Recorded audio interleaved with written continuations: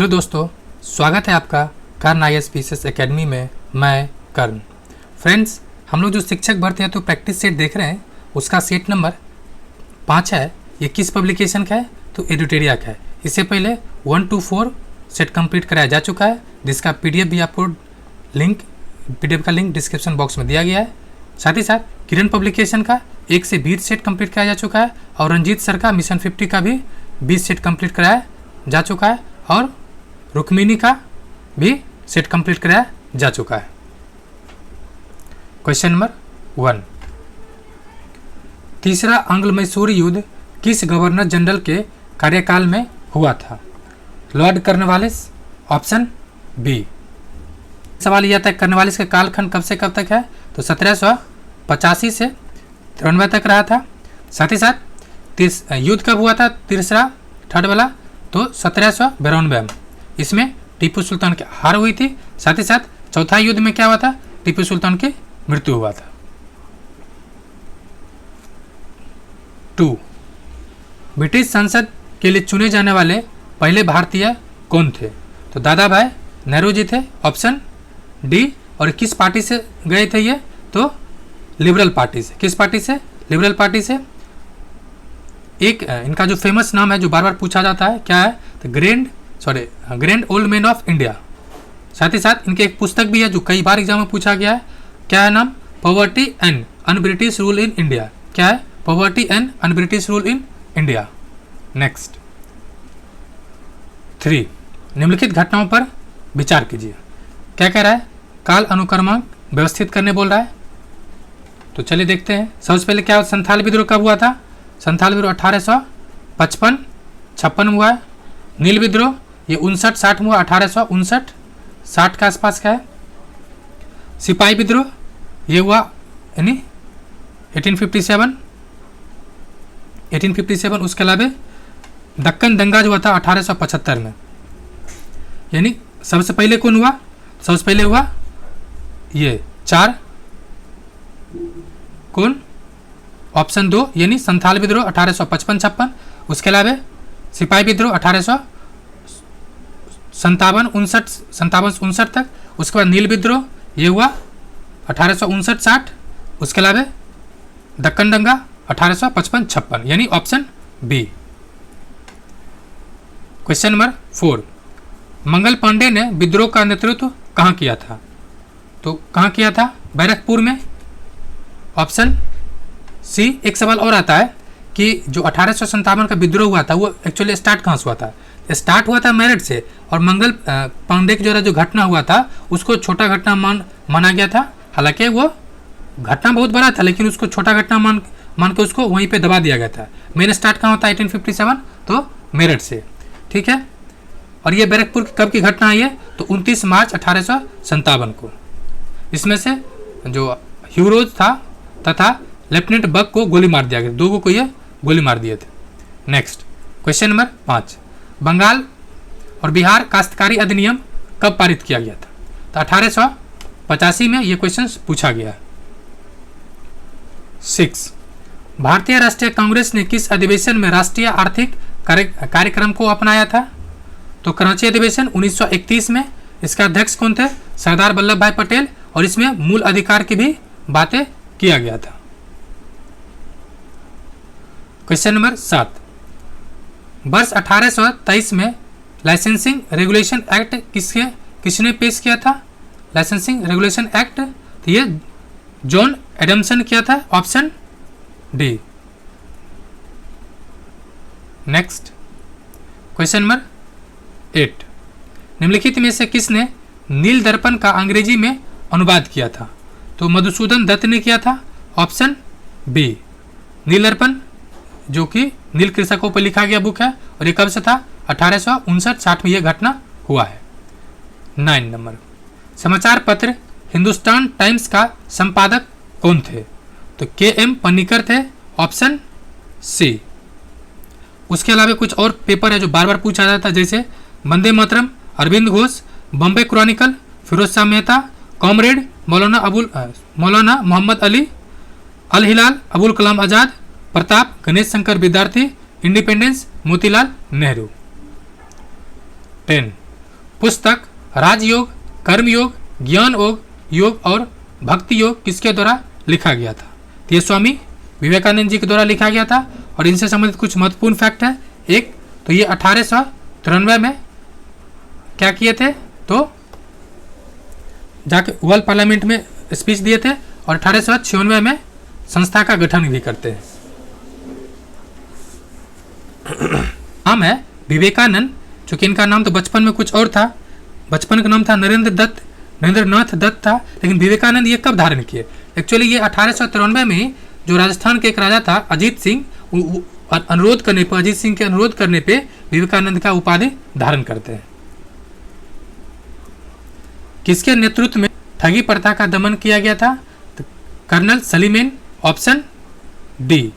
ये कब से कब तक था? तो एक्चुअली ये 1800, इसमें कुछ और फैक्ट है जैसे कि लॉर्ड विलियम बेंटिक, ये उस समय जब गवर्नर जनरल था भारत का, उसी समय ये ठगी प्रथा उन्मूलन के लिए प्रयास शुरू किया था। किसके समय में? तो विलियम बेंटिक के समय में। 12 नंबर, भारत में अस्थायी स्वशासन का जनक किसे माना जाता है? तो माना जाता है लॉर्ड रिपन को। इसका कार्यकाल कब से कब तक है? 1880 से 84 में। इसके समय 2-3 घटना हुआ जो काफ़ी महत्वपूर्ण है। एक तो फर्स्ट फैक्ट्री एक्ट आया, दूसरा स्थानीय स्वशासन वाला, और तीसरा ये जो इल्बर्ट बिल है, इल्बर्ट, उसने भी इसी समय में आया था। इसमें क्या था? तो भारतीय भी अब यूरोपीय के मामले को सुनवाई कर सकता था। 13, निम्नलिखित में से किसने 1904 में भारतीय विश्वविद्यालय अधिनियम को प्रतिगामी उपाय बताया था? तो किसने बताया था? तो गोपाल कृष्ण गोखले जी के द्वारा, ऑप्शन ए। किसके द्वारा? तो गोखले जी के द्वारा, option A.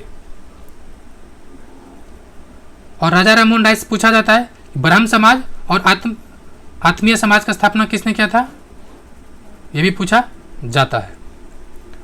14, Congress socialist party वर्ष 1934 के गठन के दौरान भारत का वायसराय कौन था? यानी 1934 में वायसराय कौन था? तो लॉर्ड वेलिंगटन। वेलिंगटन एक्चुअली 1931 से 36 तक रहा था, 31 से 36 तक। यानी इसके समय और क्या क्या हुआ? 31 में क्या हुआ था? तो द्वितीय गोलमेज सम्मेलन, और दूसरा सविनय अवज्ञा आंदोलन जो 1932 तक एक्सपेंडेड है। और सबसे महत्वपूर्ण चीज जो पूछा जाता है कि जो मैकडोनाल्ड था, यानी सांप्रदायिक पंचाट या घोषणा, किसके समय में जारी किया गया था? ये घोषणा किया गया था लॉर्ड वेलिंगटन के समय में ही। तीसरा गोलमेज सम्मेलन भी हुआ था। तो ये सब कुछ इंपॉर्टेंट है। 15, हम ब्रिटेन की बर्बादी से अपनी स्वतंत्रता नहीं चाहते। ये कथन किसका था? यह कथन था हम ब्रिटेन की बर्बादी से अपनी स्वतंत्रता नहीं चाहते। यह कथन था महात्मा गांधी जी का। किसका कथन था? तो गांधी जी का था। द्वितीय विश्व युद्ध के दौरान भारत को डोमिनियन स्टेटस की पेशकश की गई थी। जी हाँ, लेकिन कांग्रेस ने उसको बहुत देर कहकर ये नकार दिया था। द्वितीय विश्व युद्ध स्टार्ट कब हुआ था? 1939 में। कब तक चला? 45 तक। 16, डंडी मार्च के दौरान रघुपति राघव राजाराम गीत किस प्रसिद्ध गीतकार के द्वारा गाया गया था? तो किसके द्वारा गाया गया था? दिवंगत विष्णु पुलुस्कर, ऑप्शन ए। ये कब गाए थे? तो चूंकि 6 अप्रैल को ये आंदोलन स्टार्ट हुआ था, सविनय अवज्ञा आंदोलन, कितना अप्रैल को? 6 अप्रैल को, और उसी सुबह में ये गीत को गाया गया था। 17, गांधी जी की अनुपस्थिति में भारत छोड़ो आंदोलन का नेतृत्व किसके द्वारा किया गया था? तो किसके द्वारा किया गया था? अरुणा असफ अली के द्वारा। किसके द्वारा? अरुणा असफ अली। वहाँ के ये तो थे ही नहीं, दादा भाई नेहरू जी थे नहीं, लेकिन जो नेहरू जी थे और सरोजिनी नायडू, इसको भी क्या कर लिया गया था? गिरफ्तार कर लिया गया था। ये क्या कर रहा था? अरुणा जो असफ अली है, ये अपना भूमिगत आंदोलन के माध्यम से जो आंदोलन को आगे बढ़ा रहे थे। 18, निम्नलिखित में से किसने अपने शासनकाल के दौरान एक नया कैलेंडर, एक नई प्रणाली या सिक्का और नए पैमाने या वजन की माप की शुरुआत किया? ये किसने किया था? तो टीपू सुल्तान ने। किसने किया? टीपू सुल्तान ने। और ये 2 युद्ध लड़ा है, ये पूछा जाता है। एक जस्ट अभी ऊपर देखिए आपने 1792 का, ये तृतीय अंग्ल मैसूर युद्ध था, और चौथा जो 1799 में, जिसमें टीपू सुल्तान का मृत्यु हो जाता। उसके अलावा इसके पिताजी हैदर अली भी 2 युद्ध लड़ा था। कौन युद्ध? 2 युद्ध। तो वो भी टोटल इसका मतलब कितना युद्ध लड़ा, आंग्ल मैसूर युद्ध 4। क्वेश्चन नंबर 19, निम्नलिखित में से किस आंदोलन के दौरान गांधी जी ने 1 वर्ष में स्वराज का वादा किया था? ये किए थे असहयोग आंदोलन के दौरान। कब असहयोग आंदोलन ये हुआ, कब स्टार्ट? 1 अगस्त 1920 को, और आंदोलन समाप्त कब हुआ? 12 फरवरी को। जी हाँ, 12 फरवरी को समाप्त हुआ। क्यों समाप्त हुआ? तो उसके कारण था 5 फरवरी 1922 को जो चौरी चौरा कांड हुआ था, उसमें क्या हुआ था? तो 22 पुलिसकर्मी को जला दिया गया था।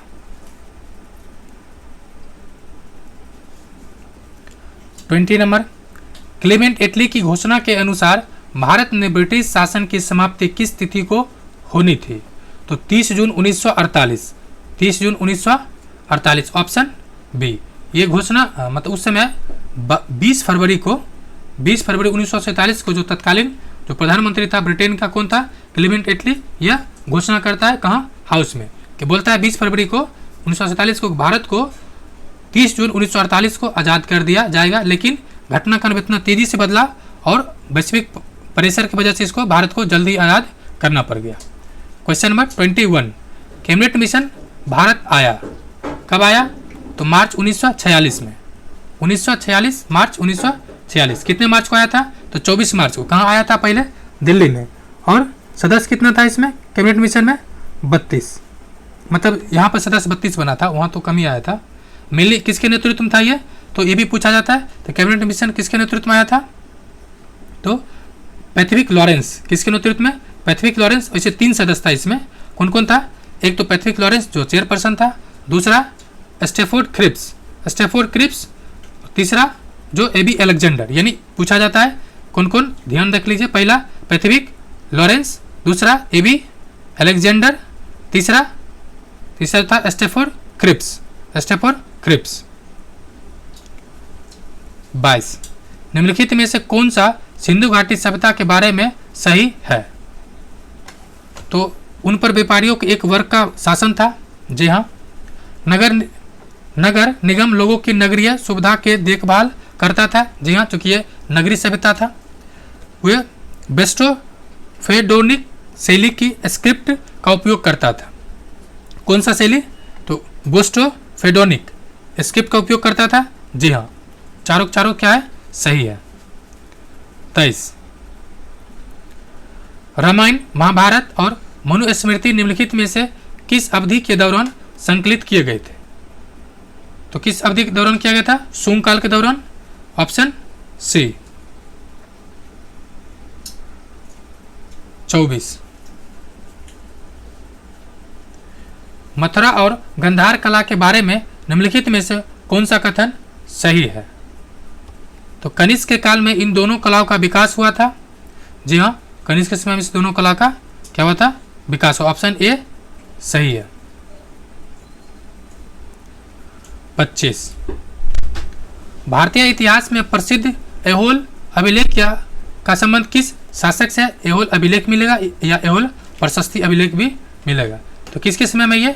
तो पुलकेशिन द्वितीय। किसके समय का ये? पुलकेशिन द्वितीय। और इसका हर्षवर्धन के साथ युद्ध हुआ था जो काफी चर्चा का है। क्वेश्चन नंबर 26, निम्नलिखित में से किस विचारधारा को लोकायत दर्शन यानी जनता के दर्शन के रूप में भी जाना जाता है? ये चारवाक का है। Option D. इसका बहुत फेमस कथन है, जब तक जियो सुख से जियो और कर्जा लेके घी पियो। यानी ये भौतिकवादी विचारधारा का था। क्वेश्चन नंबर 27, किस दिल्ली सुल्तान ने सबसे अधिक संख्या में नारों बनवाया था या नारों का जाल बनवाया था? एक तरह से कहा जाता है। तो ये बनाया था FST यानी फिरोज शाह तुगलक। किसने बनवाया था? फिरोज शाह तुगलक। प्राचीन भारत के संदर्भ में बाघ भट्ट द्वारा लिखित अष्टांग संग्रह का संबंध है। किसका? अष्टांग संग्रह का संबंध किससे है? यह चिकित्सा से रिलेटेड है। Option B. 29, चिश्ती संप्रदाय के किस सूफी संत को चिराग ए दिल्ली यानी दिल्ली का चिराग के नाम से जाना जाता है? तो शेख नसरुद्दीन महमूद। किसको? Sheikh Nasruddin Mahmud. Option B. 32। Pomology का संबंध किससे है? तो इसका संबंध फलों का, फल से है, यानी फ्रूट से है। Option A. Question number 32, eco mark प्रतीक निम्नलिखित में से किस प्रोडक्ट से संबंधित है या किस उत्पाद से संबंधित है? यह है पर्यावरण के लिए सुरक्षित सामग्री के लिए। Option B. एक अनवीनीकृत ऊर्जा का स्रोत है, नवीनीकृत ऊर्जा का स्रोत है, कौन सा है? ऑप्शन बी, पेट्रोलियम। बाकी ये सब जैसे सनलाइट है जो कभी खत्म होने वाला नहीं है। 34, वर्ष 2011 के जनगणना के अनुसार 0 से 6 वर्ष आयु वर्ग में बाल लिंगानुपात बिहार के किस जिला में सबसे कम है? ये वैशाली में सबसे कम है। उसके अलावा अगर मुजफ्फरपुर की बात किया जाए, यहाँ पे कितना है? 904, सॉरी मुजफ्फरपुर 915। वैशाली में कितना है? कम हो, सबसे कम है, लेकिन कितना है? तो 904। ये आपको ध्यान रखना है, सबसे कम है और 904 है। 35, निम्नलिखित में से कौन सा सही सुमेलित नहीं है? आपको क्या पढ़ना है? कौन सा गलत है, कौन सा गलत है? तो देखते हैं। नीरज चोपड़ा भाला फेंक से संबंधित है, जो गोल्डन बॉय भी नाम से फेमस हुआ। अवनी लेखरा पैरा निशानेबाजी, बिल्कुल सही है। कृष्णा नागर पैरा बैडमिंटन, और मित्राव गुहा ये हॉकी से नहीं है, ये किससे है? शतरंज से है। यानी आंसर डी होगा।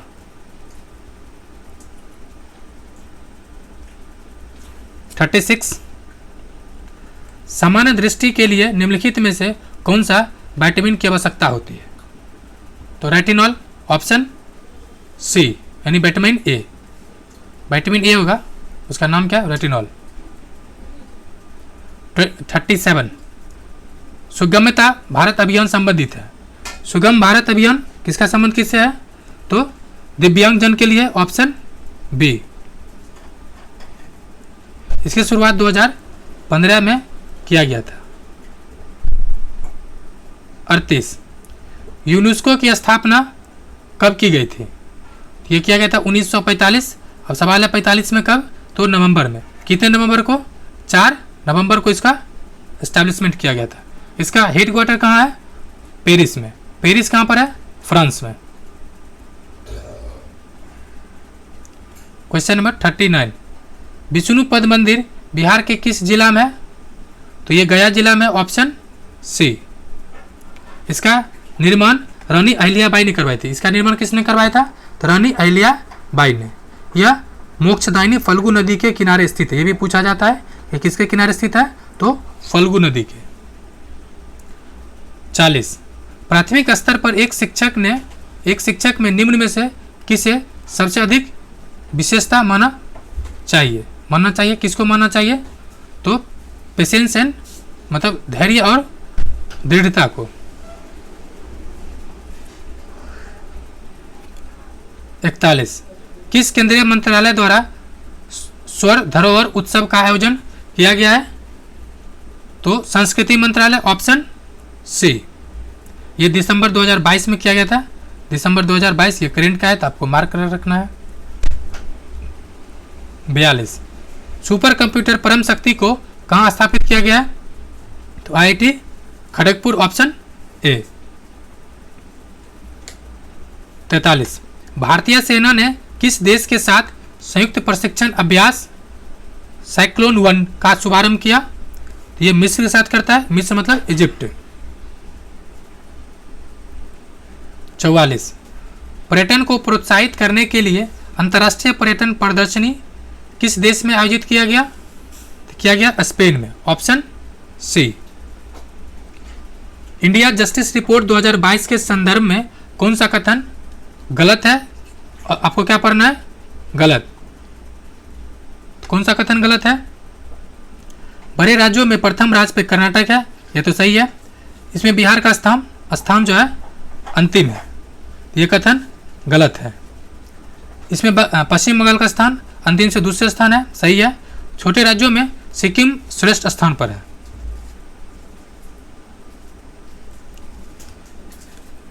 कौन सा है? तो बिहार का स्थान अंतिम से तीसरा है और अंतिम से पहला स्थान पर कौन है? पश्चिम बंगाल। तो सवाल है कि अंतिम में कौन है? तो अंतिम में है यूपी। जी हाँ, यूपी सबसे अंतिम है, ध्यान रखना है। एक और सवाल यहाँ से पूछा जाता है स्कोरिंग लेग, इसका बिहार का स्कोर कितना था? तो बिहार के स्कोर की बात किया है 3.78 है। क्वेश्चन नंबर 46, फोर्ब्स 2022 यानी फोर्ब्स 2022 द्वारा जारी विश्व की 100 सर्वाधिक शक्तिशाली महिलाओं में भारत के वित्त मंत्री श्रीमती निर्मला सीतारमण को कौन सा स्थान प्राप्त हुआ? तो 36, ऑप्शन बी। उसके अलावा भारत के और भी है, जैसे कि रोशनी नडार को 53वां स्थान मिला है, रोशनी नडार को 53, किरण मजुमदार शाह का 77। इस तरह से कुल 6 महिला को 100 में शामिल किया गया था। 47, फीफा विश्व कप 2022 के संबंध में कौन सा कथन गलत है? तो कौन सा कथन गलत है? तो कथन सी गलत है, तो गलत को नहीं पढ़ना है। सही क्या है? तो गोल्डन बूट पुरस्कार किलियन एम्बापे को मिला, ये एम्बापे के नाम से फेमस है, जी हाँ एम्बापे को मिला। गोल्डन बॉल पुरस्कार मेसी को मिला। उसके अलावा FIFA young player of award Enzo Fernandez को दिया गया। ठीक है। अभी अर्जेंटीना को कितनी बार खिताब मिला? एक्चुअली दूसरा बार नहीं, ये तीसरा बार खिताब जीता है। 48, निम्न में से कौन सा राज्य स्वयं का जलवायु परिवर्तन मिशन शुरू करने वाला देश का या भारत का पहला राज्य बना? ये कौन सा राज्य है? तो तमिलनाडु, ऑप्शन बी।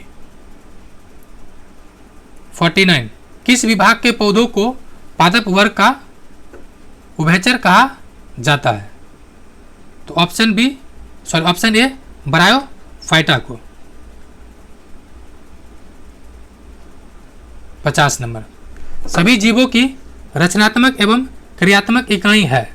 सभी जीवों का क्या है? तो सेल यानी कोशिका। नेफ्रॉन किसका है? तो किडनी का। किसका है ये? किडनी का। 51, बोन्स क्या है?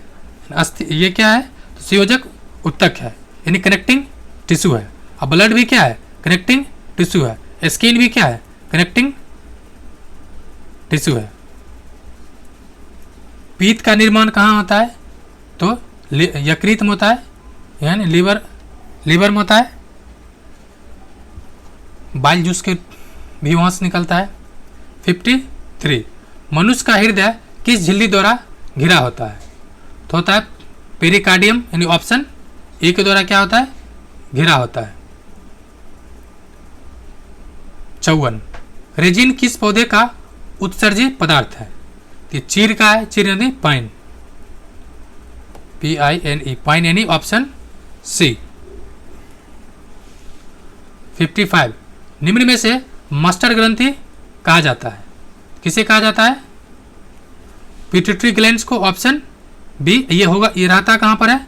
ये मानिए है इंसान, मान लीजिए आप हैं, आपके जहाँ टीका लगाते हैं इसी को कहते हैं पिट्यूटरी ग्लैंड। क्वेश्चन नंबर 56, पक्षी तथा चमगादड़ के पंख किस अंग के उदाहरण है? ऑप्शन बी असमजात अंग है। 57, निम्न में से किस भौतिक राशि की इकाई का 2 बार उपयोग होता है? किसका 2 बार उपयोग होता है? ऑप्शन ए त्वरण। किसका? त्वरण का। 58, बस के अचानक रुकने से बस में बैठे यात्रियों का शरीर आगे की ओर झुक जाता है। इसका कारण क्या है? इसका कारण है गति का जड़त्व। गति का ऑप्शन बी। इसको ऐसे समझ सकते हैं, इस पर आप बैठे हुए हैं या दौड़ रहे हैं मान लीजिए, तो चूंकि आप तो दौड़ रहे हैं, अगर आपका बेस रुक जाए तो क्या होगा? आप तो दौड़ते रह जाएगा। दैट मीन्स यही हुआ गति का नियम कि जो जिस स्टेज में है उस स्टेज को मेंटेन करना चाहता है। 59, प्रवर्ती धारा को दृश्य धारा में परिवर्तन करने की युक्ति को क्या कहते हैं? रेक्टिफायर कहते हैं ऑप्शन बी। 60 नंबर, यदि किसी गतिमान वस्तु के वेग को दुगुना कर दिया जाए तो उसकी गति ऊर्जा पर क्या प्रभाव पड़ेगा? क्या प्रभाव पड़ेगा? उसकी गति ऊर्जा 4 गुना से वृद्धि हो जाएगा। सिंपल सी बात है, आपको काइनेटिक एनर्जी का फॉर्मूला याद रखना चाहिए। क्या है? 1/2 और kb स्क्वायर है, यानी वेलोसिटी डबल कर देंगे तो क्या हो जाएगा? वेलोसिटी डबल यानी 2 है तो 2 का स्क्वायर कर देंगे, 4 हो जाएगा, दैट मीन्स 4 गुना हो जाएगा। 61, वह वस्तु जो प्रकाश उत्सर्जित करता है क्या कहलाता है? तो ल्यूमिनस यानी प्रतिदीप्त, ऑप्शन ए, जो स्वतः लाइट क्या करता है? निकलता है। जैसे एग्जाम्पल के तौर पर सन देख सकते हैं, सन से स्वतः लाइट निकलता है। क्वेश्चन 62, उत्तल लेंस की क्षमता होती है तो क्या होता है? पॉजिटिव होता है। क्या होता है? पॉजिटिव होता है। अब इसको मैप में, अगर मैप नहीं फिगर को देखना चाहे देख सकते हैं, इस तरह से फॉलो करता है। डेट मीन्स ये क्या है? यहाँ से गया फिर कन्वर्ज होके सब फोकस की ओर मूव कर जाता है। ये फोकस पॉइंट है, एक तरह से कन्वर्जिंग लेंस का भी काम करता है। 63, दूरदृष्टि दोष यानी हाइपरमेट्रोपिया को दूर करने के लिए किस लेंस का व्यवहार किया जाता है या उपयोग किया जाता है या प्रयोग किया जाता है? तो उत्तल लेंस। अब क्या है कि दूरदृष्टि मैंने जो व्यक्ति है, पहली बात तो जो दोष रहता है, जैसे दूरदृष्टि है उसको दूर का वस्तु दिखेगा तो उसको दिक्कत क्या है? नज़दीक का देखने में, नज़दीक का यानी वस्तु नहीं देख पाता। और निकट दृष्टि दोष है, मतलब उसको निकट का दिखेगा, दूर का नहीं दिखेगा। अब देखिए इसका सिंपल ट्रिक है, देखिए दूरदृष्टि यानी उत्तल लेंस, उत्तल लेंस में कितना शब्द है? 3, छोटा सा इसमें कितना है? 2। अब देखिए अवतल लेंस में 4, इसमें कितना है? 4, यानी बड़ा के साथ ट्रिक के तौर पर याद कर सकते हैं, बड़ा के साथ बड़ा जाता है और छोटा के साथ छोटा को मैच करना है। यानी दूरदृष्टि दूर में छोटा है, उत्तल लेंस लगता है, क्योंकि दूर 3 वाला और 4 वाला आपको बस याद रखना है। क्वेश्चन नंबर 64, वोल्ट मीटर का कार्य है तो क्या कार्य है? तो विद्युत परिपथ में किन्हीं 2 बिंदुओं के बीच विभवांतर को मापना, यानी पोटेंशियल डिफरेंस को क्या करता है? मेजर करता है। 65, विद्युत जनित्र का सिद्धांत आधारित है, किस पे आधारित है? तो इलेक्ट्रो विद्युत चुंबकीय प्रेरणा पर, ऑप्शन बी। 66, गैस का द्रव में परिवर्तन कहलाता है, गैस का यानी गैस से लिक्विड में क्या कहलाता है? तो संघनन, ऑप्शन सी। इसको आप बढ़िया से देख सकते हैं, कभी अगर कुकर पे कोई चीज़ चढ़ाइए, उसके ऊपर अगर कोई बर्तन, जैसे कुकर पे चढ़ा दिए, नीचे ऊपर कोई बर्तन रख दिएगा तो क्या हो जाएगा? ये आपको दिख जाएगा आसानी से। 67, पदार्थ के कणों को एक साथ बांध कर रखने वाला बल कहलाता है, क्या कहलाता है? तो अंतराण्विक बल, ऑप्शन सी। 68, 2 असमान घनत्व वाले अभिमिश्रणीय द्रव पदार्थ को किस विधि द्वारा अलग किया जा सकता है? तो पृथक्करण विधि द्वारा, ऑप्शन ए। ऊर्ध्वपातन क्या है? तो ये सॉलिड से सीधे गैस में चला जाता है, जैसे कपूर। और फ्रिक्शनल डिस्टिलेशन क्या होता है? इसमें पेट्रोलियम प्रोडक्ट को अलग अलग टेम्परेचर पर निकाला जाता है। 69, निम्नलिखित में से किस भौतिक परिवर्तन का उदाहरण है? कौन सा भौतिक परिवर्तन? मतलब भौतिक परिवर्तन मतलब हो गया कि जो सेम जैसे अभी जिस स्टेज में है वापस उस स्टेज में वापस आ सकता है, ठीक है, तो वो हो जाएगा भौतिक का। तो जैसे जल का जमना, जल जम गया, फिर जल पिघलेगा तो जल बन जाएगा। और उसी तरह से लेकिन लोहे में जंग लगना, जब एक बार लोहा में जंग लग गया, कुछ भी कर लेंगे तो वापस वो लोहा नहीं मिलेगा। जैसे कि सब्जी मिलेगा आपको खाना बनाना, ठीक है, सब्जी का पका हुआ सब्जी ऑप्शन मिलेगा, पका हुआ सब्जी पक गया है तो आप कुछ भी कर लेंगे तो वो वापस सब्जी फ्रेश नहीं बन सकता है। 70, अमोनिया में नाइट्रोजन की संयोजकता कितनी है? तो ऑप्शन डी 3। 71, परमाणु के नाभिक के नज़दीक कौन सा कक्ष होता है? तो स्टार्ट कैसे होता है? KML ये होता है, KLLMN KLMN होता है, यानी पहले कौन है? K, option A. 72, निम्नलिखित में से किस विधि द्वारा लोहे की कढ़ाई को जंग लगाने से बचाया जा सकता है। तो जो जस्ता है उसका परत चढ़ाकर, यानी ऑप्शन बी, यानी जिंक को परत चढ़ाकर।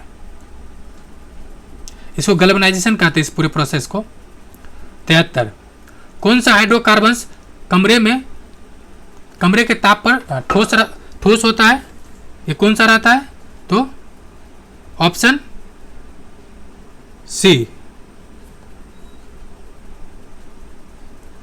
72, संविधान सभा के मूल अधिकार अल्पसंख्यक व जनजातियों तथा बहिष्कृत क्षेत्रों के लिए परामर्शदात्री समिति के अध्यक्ष कौन थे? तो सरदार वल्लभ भाई Patel, option C.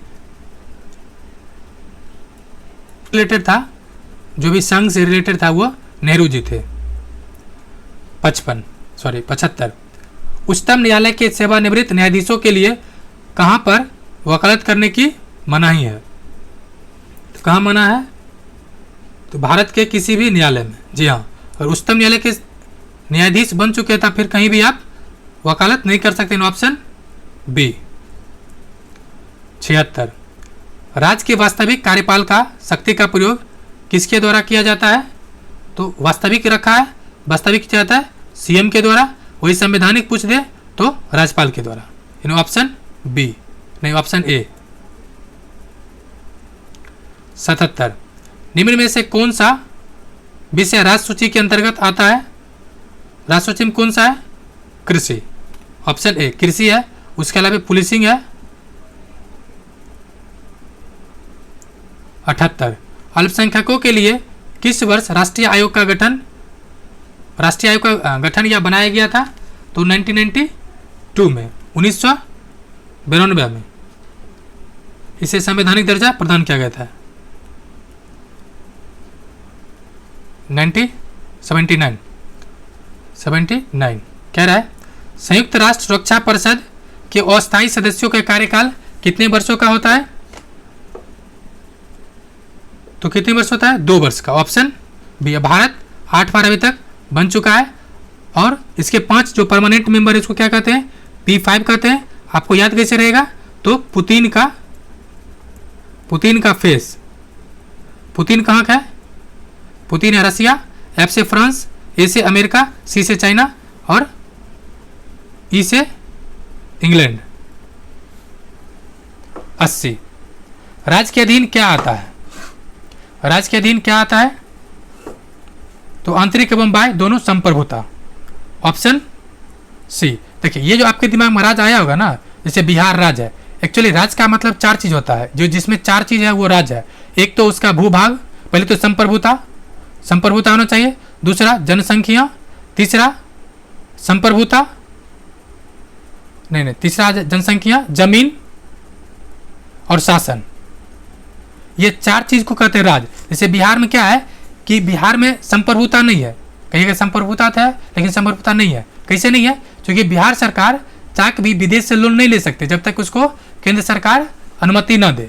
That means Bharat एक राज्य है, लेकिन आमतौर पर हम लोग क्या कहते हैं? बिहार, यूपी, झारखंड को भी राज्य कह लेते हैं, लेकिन टेक्निकल टर्म में राज्य मतलब भारत। और इसका अनुच्छेद किसमें वर्णन है? अनुच्छेद 12 में।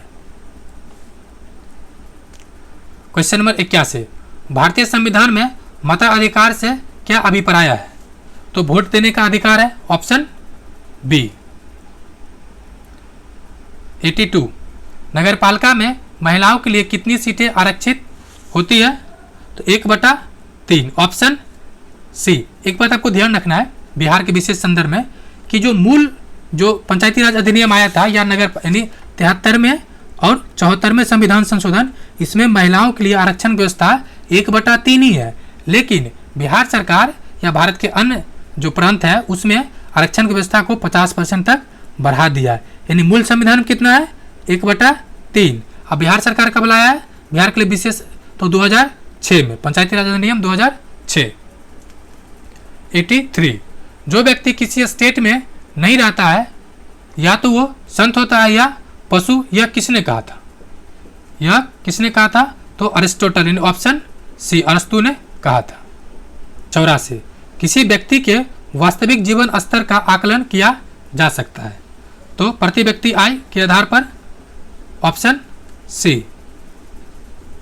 85, प्रथम पंचवर्षीय योजना किस मॉडल पर आधारित था? तो हेराल्ड डॉमर मॉडल पे था, यानी ऑप्शन बी। कब से कब तक था? 1951 से 56 तक, ठीक है, 51 से 56 तक। 86 भारतीय अर्थव्यवस्था के स्वरूप के बारे में निम्नलिखित में से कौन सी एक विकल्प सही है? तो भारतीय अर्थव्यवस्था किस तरह से, जो भारतीय है वो मिश्रित अर्थव्यवस्था है। किस तरह से? मिश्रित अर्थव्यवस्था। 87 बिहार में धान के फसल उत्पादन में सबसे अग्रणी जिला कौन सा है? तो रोहतास है। रोहतास को धान का कटोरा भी कहा जाता है बिहार के संदर्भ में। इसका कारण क्या है? तो रोहतास में जो सोन नदी है, सोन नदी के आसपास जो नहर बनाया गया है और बेहतर सिंचाई व्यवस्था होने के कारण। एक सवाल और पूछा जाता है कि भारत में सबसे ज़्यादा चावल का उत्पादन कहाँ होता है? सर्वाधिक उत्पादन होता है वेस्ट बंगाल में, लेकिन मार्केबल पॉइंट यह है कि उत्पादकता यानी प्रोडक्टिविटी कहाँ होता है? तो पंजाब में। यानी उत्पादकता सर्वाधिक पंजाब का, उत्पादन पश्चिम बंगाल का। 88 महाविस्फोट सिद्धांत का संबंध किससे है? तो ब्रह्मांड की उत्पत्ति से, ऑप्शन बी। यानी इसको क्या कहते हैं? Big bang theory. क्या है बिग बैंग थ्योरी? ये दिया किसने था? जॉर्ज लेमेंटर ने। किसने दिया? जॉर्ज लेमेंटर ने। 89 निम्नलिखित में से कौन सा संयंत्र शक्ति तथा खाद दोनों दे सकता है? शक्ति भी दे सकता है और खाद भी। तो ऑप्शन सी बायोगैस। कौन? बायोगैस। 90 इनमें से किसने पहली बार यह व्याख्या किया था कि पृथ्वी अपनी धुरी पर घूमने के कारण प्रतिदिन सूर्योदय एवं सूर्यास्त होता है? ये आर्यभट्ट ने किया था। किसने? आर्यभट्ट ने। और सूर्य सिद्धांत दिया था, उसमें इन्होंने इस बात का जिक्र किया था। क्वेश्चन नंबर 91 चंद्रमा के धरातल पर दो व्यक्ति एक दूसरे की बात नहीं सुन सकता है। यानी ये सुनना मतलब साउंड की बात है, और आप लोग बचपन से याद करते आएंगे साउंड के लिए क्या चाहिए? किसी न किसी माध्यम चाहिए। यानी चंद्रमा पर वायुमंडल है ही नहीं, इसके वजह से कोई माध्यम नहीं मिलता है। जब माध्यम नहीं मिलेगा तो साउंड ट्रेवल नहीं करेगा। Option B. 92 निम्न में से कौन सा एक समय की प्राकृतिक इकाई नहीं है? तो प्राकृतिक इकाई कौन सा नहीं है? तो ऑप्शन सी मानक समय। चूंकि स्टैंडर्ड समय कोई प्राकृतिक इकाई नहीं है। एक्चुअली मान लिया गया है 0 डिग्री ऊर्ध्वाधर रेखा जो है देशांतर रेखा को प्रधान मध्यम रेखा। और भारत की बात की जाए तो 82.5 डिग्री ये अंतर्राष्ट्रीय रेखा निर्धारित करता है। इसमें भारत क्या है जो 5.5 घंटा आगे है। जो प्रयागराज या इलाहाबाद या प्रयागराज से पास करती है। 93 सवाना का सर्वाधिक विस्तार है। तो कहां पर सवाना का सर्वाधिक विस्तार है? तो अफ्रीका में। Option A. 94 भौगोलिक क्षेत्र की दृष्टि से भारत के निम्न जिलों में से कौन सा जिला सबसे बड़ा है? ये 66वां में पूछा गया था। तो सबसे बड़ा जिला कौन है? कच्छ। Option B. ये क्षेत्रफल के अनुसार से सबसे बड़ा जिला है। लेकिन कुछ अन्य स्रोत भी है, ठीक है। अन्य स्रोत में लद्दाख को भी इस चीज को मेंशन किया है, लेकिन इसका आंसर कच्छ दिया था, ये बात ध्यान रखना है। 95 निम्नलिखित में से कौन भारत की सबसे बड़ी मीठे पानी का झील है? तो भुल्लर झील है। Option B. सबसे बड़ी झील है मीठे पानी का कृत्रिम झील, जो कि कहाँ पर है? कश्मीर में है। और तुलबुल परियोजना भी पूछता है, तो किस पे है? तो भुल्लर झील पर ही है। 96 किस राज्य सरकार ने जनसंख्या नियंत्रण करने हेतु एक नई जनसंख्या नीति की शुरुआत? ये देखिए, ये करेंट से क्वेश्चन है और ये क्वेश्चन 2020 का ही है। ये उत्तर प्रदेश सरकार ने किया था। 97 अपने प्रदूषकों के कारण के कारण कौन सी नदी जैविक मरुस्थल कहलाती है? तो ये दामोदर नदी है। जी हाँ, इसमें इतना ज़्यादा पॉल्यूशन हो गया है कि अब ये एक तरह से जैविक मरुस्थल बन चुका है। 98 राष्ट्रीय पर्यावरण इंजीनियरिंग शोध संस्थान कहाँ स्थित है? स्थित है नागपुर में। Option A. 99 किस बायोम में सबसे कम तापांतर यानी टेम्परेचर डिफरेंस आता है, तो सदाबहार वर्षा वन बायोम में ऑप्शन डी। ये 100 नंबर क्वेश्चन है फ्रेंड्स। ये जीके जीएस का आखिर क्वेश्चन है। आपसे रिक्वेस्ट है, अगर आपने अब तक चैनल को सब्सक्राइब नहीं किया तो प्लीज चैनल को सब्सक्राइब करें, वीडियो को शेयर करें एंड लाइक भी करें। अब ये क्या कर रहा है, निम्नलिखित में से कौन सा विश्व का सबसे बड़ा ग्लोबल कार्बन उत्सर्जक है, यानी मैक्सिमम CO2 उत्सर्जन कौन करता है, कौन सा देश? ये देश है चाइना। कौन सा देश? चाइना। अब ये मैथ रीजनिंग है, चलिए इसको हम लोग देखते हैं। 101 ये मैथ रीजनिंग है। अगर आपको मैथ रीजनिंग कंफर्टेबल है तो आप सीधे इसका आंसर भी देख सकते हैं। इसका टेलीग्राम में आपको PDF मिल जाएगा। कह रहा है, बेचते समय एक व्यापारी अंकित मूल्य पर 40 रुपया की छूट देती है और 30 की हानि होती है।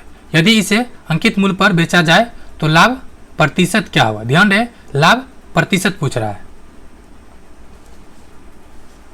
जैसे कि मान लेते हैं 101 नंबर है, माना कि जो अंकित मूल्य है 100 रुपया मान लेते हैं। 100 रुपये इसलिए थोड़ा आसान होता है कैलकुलेट करना। अब 40% छूट दे रहा है, 100 का 40% निकालिएगा तो कितना आएगा? 40। तो कितना रुपया बचेगा? 60 रुपये। या सीधे आप निकाल सकते हैं कि जब 40% छूट दे रहा है तो बाकी उसको 60% क्या हो रहा है? 60% बेच रहा है, तो 100 का 60% तो 60 रुपया आ जाएगा। उसके अलावा क्रय मूल्य, तो क्रय मूल्य कितना हो गया? 60 रुपया, चूँकि वह 40% कम पे खरीदा था। नेक्स्ट कह रहा है कि अब 60 रुपये में हुए बेचने पर उसको 30% की हानि होता है। 30% निकाल लीजिए, तो चूँकि 60% पे बेचता है तो 30% पर हानि होता है। मतलब कि ये जो आया है 60 रुपया, ये 70% के बराबर है। क्यों? क्योंकि ये 60 रुपये पर बेचा, 30% हानि हुआ, तो इसको 70% यानी 70% बराबर 60, तो 100% बराबर कितना आ जाएगा? तो आ जाएगा आपको 600/60। 600/7। ये हो गया आपका कॉस्ट प्राइस जो ओरिजिनल है। अब कह रहा है according to question, next part है। अब कह रहा है अब अंकित मूल्य पर बेचने पर लाभ क्या होगा? तो लाभ क्या होगा? तो ये लाभ हो रहा है मेरा, ये दिखा रहा है, ये मेरा ओरिजिनल है जो पहले निकला था, यानी 100 में से 600/7 आ जाएगा 100/7। अब लाभ परसेंट क्या होता है फॉर्मूला से? तो प्रॉफिट परसेंट बाय CP × 100, चूँकि जो प्रॉफिट एंड लॉस होता है हमेशा कॉस्ट प्राइस पे ही निकाला जाता है। तो प्रॉफिट अपॉन CP × 100, इसको कैलकुलेट कीजिएगा तो आपको आ जाएगा क्या? यानी 16 2/3। ठीक है, आंसर होगा बी।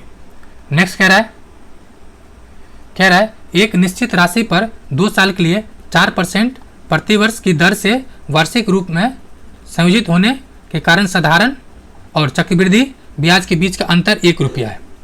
ठीक है, ये 4% है। क्या पूछा है? तो मूलधन निकालने को बोल रहा है। ये सिंपल है, इसको फॉर्मूला से बना सकते हैं। पहली बात देखिए, सिंपल इंटरेस्ट बोल रहा है ना, तो एक बात जानते हैं, सिंपल इंटरेस्ट में जो पहला साल रेट है वो आने वाले हर एक साल में बराबर होता है। मतलब अगर पहला साल 4% है तो 2 साल में कितना हो जाएगा? 4% प्लस 4% मतलब 8%। लेकिन अब कह रहा है जो चक्रवृद्धि ब्याज यानी फिर कंपाउंड इंटरेस्ट पे क्या होता है? तो 4% प्लस फॉर्मूला एक होता है 2 साल का, कि सिंपल लिख सकते हैं प्लस मतलब A plus B plus A × B/100 ये होता है। तो हम ये तो मेरा बराबर है 4 + 4 + 4 × 4/100 हो जाएगा। इसको आगे कैलकुलेट किए, चलिए देख लेते हैं। देखिए यहाँ पर मेंशन कर दिया गया है, यानी ये क्या हो जाएगा? 8.16। अब क्या दे रखा है अकॉर्डिंग टू क्वेश्चन दे रखा है कि 8 और मतलब 8.16 - 8, क्योंकि अंतर दे रखा है बराबर कितना है? 1।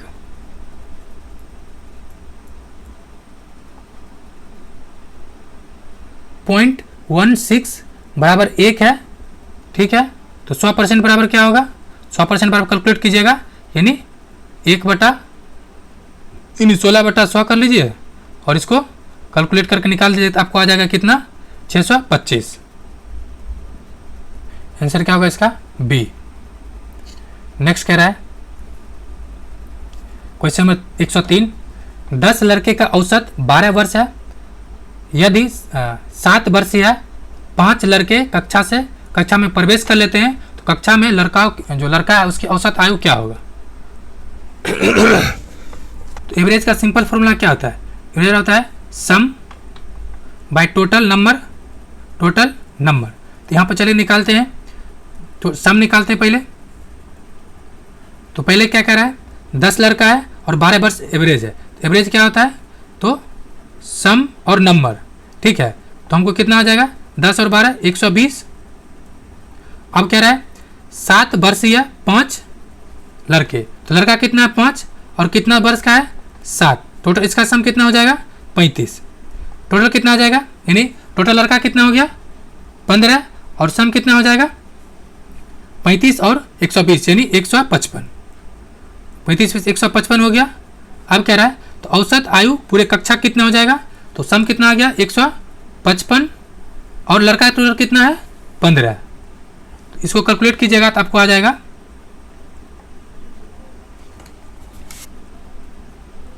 सीधा सीधी 15 15 और 31 यानी 10.33 आएगा, जो आपके ऑप्शन में कहीं भी नहीं दिया हुआ, मतलब इसका आंसर गलत दे रखा है, ठीक है।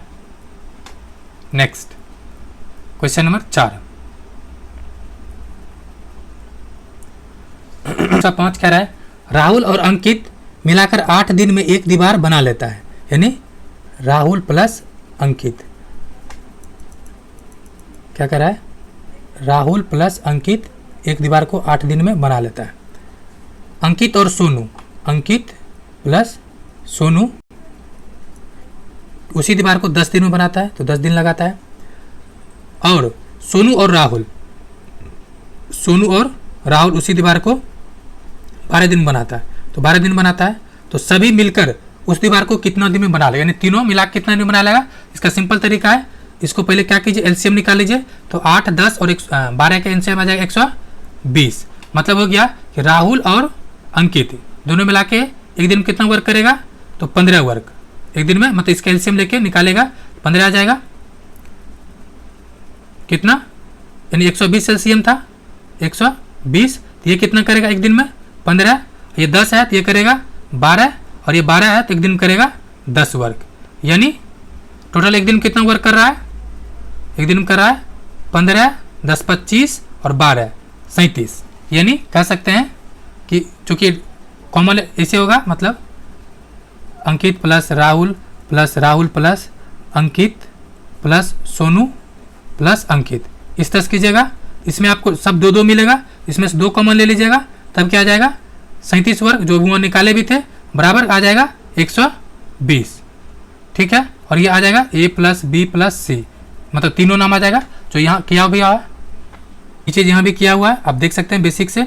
अब देखिए तीनों मिला के अंकित और सोनू और राहुल मिला के वर्क कितना हो गया 15 12 और 37, और चूंकि ये डबल डबल था इसलिए बीच नीचे कितना 120, यानी इसको कैलकुलेट कीजिएगा तो आ जाएगा आपको 240/37, क्या होगा B। अब कह रहा है एक लंब वृत्तीय शंकु के पृष्ठ तल का क्षेत्रफल और इसके आधार की त्रिज्या 12 सेंटीमीटर है। तो शंकु का आयतन, शंकु मतलब कोण, इसका देखते हैं सॉल्यूशन। तो कोण है उसका त्रिज्या यानी रेडियस कितना है 12 सेंटीमीटर, जो क्वेश्चन दिया हुआ है। शंकु का क्षेत्रफल क्या होता है पाई आर एल, ये जो एल होता है साइलेंट वो वाला। उसके अलावा अब देखिए इसमें से हमको पता है क्या, पाई की वैल्यू पता है, तो पाई की वैल्यू रख देंगे, बाकी को छोड़ देते हैं, ठीक है।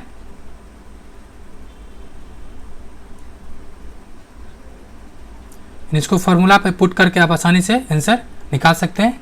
इसका आंसर क्या होगा, तो बी होगा 240। नेक्स्ट ये कह रहा है कि एक व्यक्ति किसी निश्चित राशि को 5% की वार्षिक दर से साधारण ब्याज पर उधार देता है। 15 वर्षों में समायोजित ब्याज की राशि उधार दी गई राशि से 250 कम है। तो उधार दी गई राशि कितना है, पहले क्या कर रहा है, निश्चित साधारण ब्याज है यानी 5%, तो 15 वर्ष में भी सिंपल ही रहेगा, यानी मान लिया गया है कि उधार दिया गया राशि टोटल एक्स था, ठीक है। अब कह रहा है ब्याज कितना दिया, तो जितना राशि है उसमें से 250 कम, ठीक है। और कौन सा रेट है, तो रेट है सिंपल इंटरेस्ट, यानी एसआई बराबर क्या होता है पीआरटी अपॉन 100, पीआरटी अपॉन 100 होता है। इसको फॉर्मूला पर पुट कर दीजिए, यानी एसआई कितना है, ऐसा है मेरा x माइनस 250 कम बराबर x minus 5 into simple formula पे पुट कर दीजिए, x माइनस 250 बराबर x यानी पी आर जो दे रखा रेट 5% टाइम 15 ईयर्स बटा 100 यानी PRT बाई 100। इसको कैंसिल कर दीजिए तो आ जाएगा 20 बचे 100, इधर फिर 5 से कर दीजिए तो 3 और इधर ये कैंसिल करने के बाद आप देखिए इसको मल्टीप्लाई कर दीजिए, इधर आ जाएगा 4x, इधर आ जाएगा 250 गुने 4 यानी 1000, इधर आ जाएगा क्या 3x, क्योंकि ये 3x हो जाएगा, ये कैंसिल हो चुका है तो 3x इधर आ जाएगा तो हो जाएगा x बचेगा और ये चला जाएगा तो हो जाएगा प्लस तो हो जाएगा 100। इन x बराबर कितना आया 100, 1000 x बराबर क्या आया 1000। अब पूछ क्या रहा है कितना राशि दिया, पूछ रहा है ना कितना राशि है, x पूछ रहा है 1000 यानी आंसर सी होगा 108। इससे पहले क्या है यानी 107 छोटा हुआ है। एक आदमी ने एक टेलीविजन सेट 10% लाभ पर बेचा, यदि वह 20% कम में खरीदता और 100 रुपये अधिक मूल्य पर बेचता तो 40% की आमदनी होती। तो बताइए टेलीविजन का क्रय मूल्य क्या होगा। जो कॉस्ट प्राइस है वो x रुपया है, आप 100 भी मान सकते हैं लेकिन x ही मैंने माना है। जो विक्रय मूल्य क्या होगा तो हम जानते हैं कि x प्लस x का 10% जो कि प्रॉफिट होता है तो क्या आ जाएगा 11x बाई 10 आ जाएगा। उसी तरह से दूसरा मूल्य क्या होता है जब हमको 20% माइनस जाता है घाटा लगता है तब क्या आ जाएगा x और x का 20%, ये आ जाएगा आपको 4/5x। ठीक है, ये कैलकुलेट आगे किया हुआ है। अब अकॉर्डिंग टू क्वेश्चन कह रहा है यानी ये जो है यानी जो दूसरा वाला का 40% क्या होता है, दूसरा का 40% बराबर 100 उसको फायदा होता है तो 100 कितना है x का 11x/10 प्लस 100 ये बेनिफिट होता है। तो इस पूरे इक्वेशन को सोल्व कीजिएगा तो आपको आ जाएगा कितना x बराबर 5000, जो ऑप्शन सी में है। क्वेश्चन नंबर 108 कह रहा है 80 छात्रों की एक कक्षा में 60 छात्र क्रिकेट खेलते हैं, यानी 80 का 60% क्या हो जाएगा, 60 मतलब 3/5 यानी 5 और ये 3 तो 16×5 80, 16×3 48 यानी 48 छात्र क्या खेलता है केवल क्रिकेट। ठीक है, उसी तरह से 45% फुटबॉल खेलता है। 80 का 45% निकाले कितना आ जाएगा 36। ठीक है, 45% क्या आ जाएगा 36, जो क्या खेलता है फुटबॉल खेलता है। और 10% छात्र ना क्रिकेट खेलता है ना फुटबॉल, 80 का 10% छात्र कितना हो जाएगा 8 कुछ भी नहीं खेलता है। तो आप कह रहा है तो केवल फुटबॉल खेलने वाले छात्र कितना है, सबसे पहले आपको ध्यान क्या रखना है कितना छात्र दोनों चीज़ कौन खेलता है 48 प्लस क्या है 36, 48 प्लस 36 जो दोनों खेल खेलता है ये कितना आ जाएगा 84। ठीक है, 84 नहीं 94 आएगा।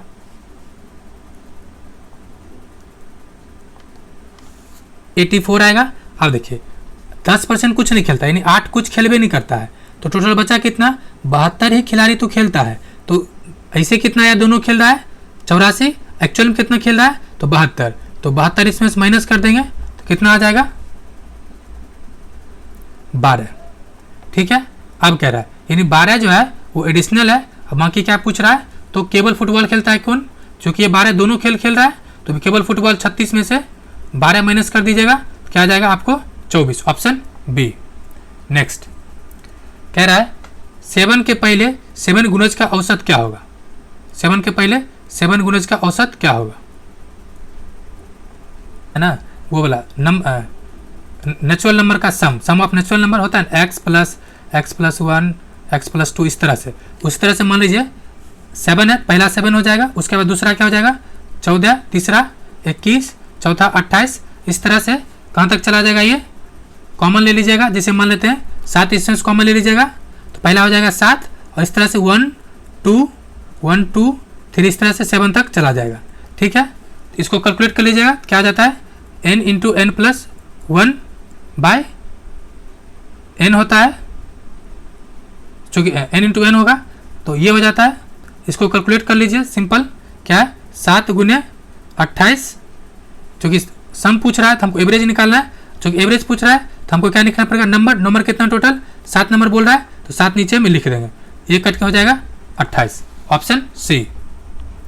क्वेश्चन नंबर 110, यदि 6 क्रमिक सम संख्याओं का औसत 25 हो तो इनमें से सबसे बड़ी तथा सबसे छोटी संख्या का अंतर क्या होगा। क्या कर रहा है, मान लेते हैं पहला संख्या x है, क्योंकि सम संख्या है तो अगला क्या हो जाएगा x + 2।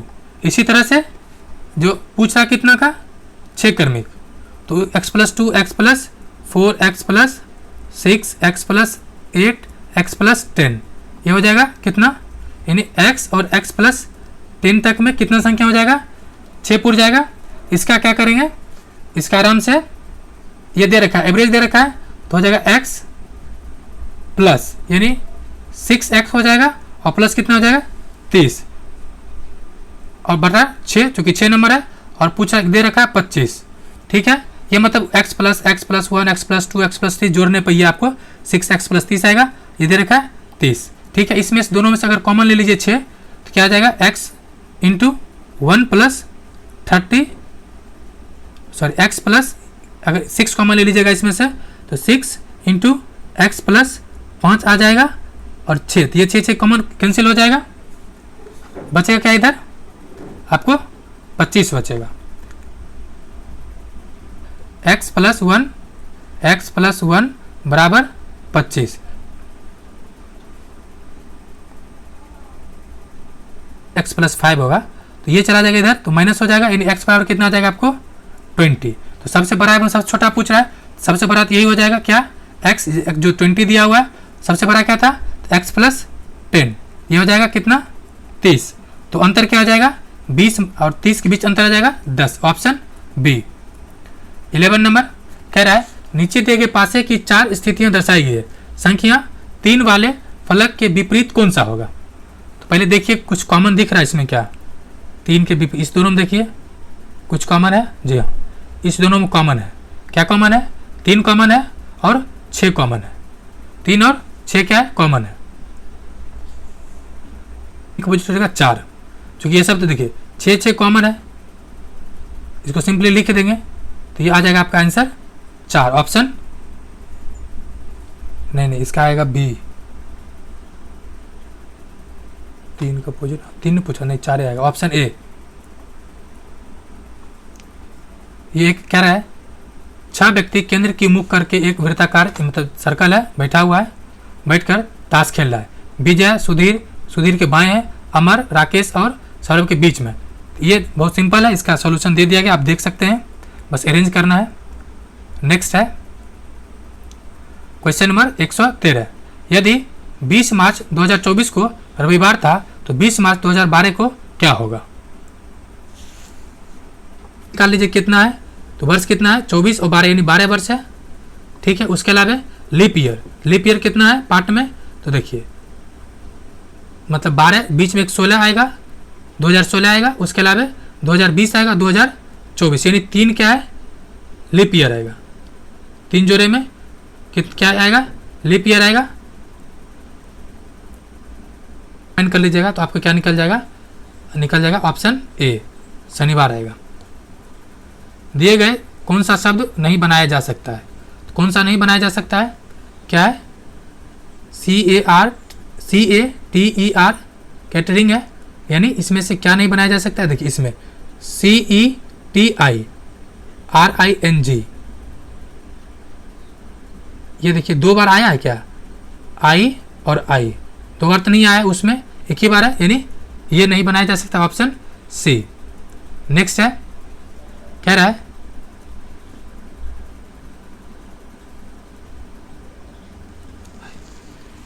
सी फोबिया ऊंचाई से रिलेटेड है, तो हाईली फोबिया का संबंध किससे होगा, ये हो जाएगा ऑप्शन ए जंगल से। कह रहा है विषम ज्ञात कीजिए, यानी सबसे अलग कौन है, तो ऑप्शन डी एडमिरल सबसे अलग है, मेजर ब्रिगेडियर और कर्नल ये कॉमन है, सबके सब किसे है तो थल सेना से है।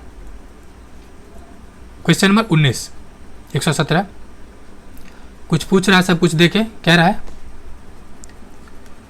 निम्नलिखित चित्र को आयत फिल्म जो आयत है फिल्म में प्रतिनिधित्व करता है, क्रिकेट जो है वृत्त जो क्रिकेट का प्रतिनिधित्व करता है, त्रिभुज जो है चालक का करता है, वर्ग जो है फुटबॉल का खिलाड़ी करता है, जबकि अक्षरों का कौन सा समूह फुटबॉल खिलाड़ी को प्रदर्शित जो चालक नहीं है।